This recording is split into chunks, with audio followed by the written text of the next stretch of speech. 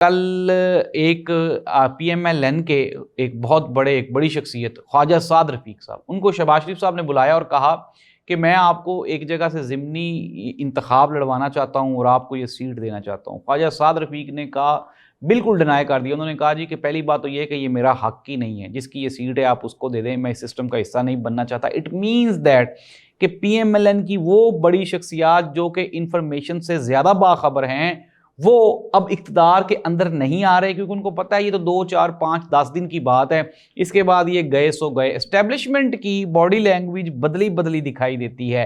ابھی جو تازہ ترین 1 2 ملاقاتیں ہوئی ہیں اس میں کچھ اہم ڈیولپمنٹس ہوئی ہیں۔ ایک تو یہ کہ میں نے آپ کو بتایا بھی ہے کہ میاں شہباز شریف صاحب سے تو لوگ خوش ہیں، لیکن میاں شہباز شریف صاحب کو فیملی کا بھی پریشر ہے اور دوستوں کا بھی پریشر ہے، پھر اس کے بعد جو الائنسز ہیں ان کا بھی پریشر ہے، جس کی وجہ سے کرپشن بھی نہیں ختم ہو رہی اور نااہلی بھی عروج پر ہے۔ اس کو لے کے اسٹیبلشمنٹ نے شہباز شریف صاحب کو 2 آپشنز دیے ہیں۔ ایک تو انہوں نے کہا جی کہ آپ اپنی فیملی یا پھر دوستوں کو خوش کر لیں یا پھر آپ اپنا اقتدار بچا لیں۔ تو ناظرین، میں آپ کو یہ باوثوق ذرائع کی خبر دے رہا ہوں کہ کہیں نہ کہیں موسم تبدیل ہو رہا ہے اور آنے والے دنوں میں آپ کو یہ جو تبدیلی ہے یہ اسلام آباد میں واضح دکھائی دینے والی ہے۔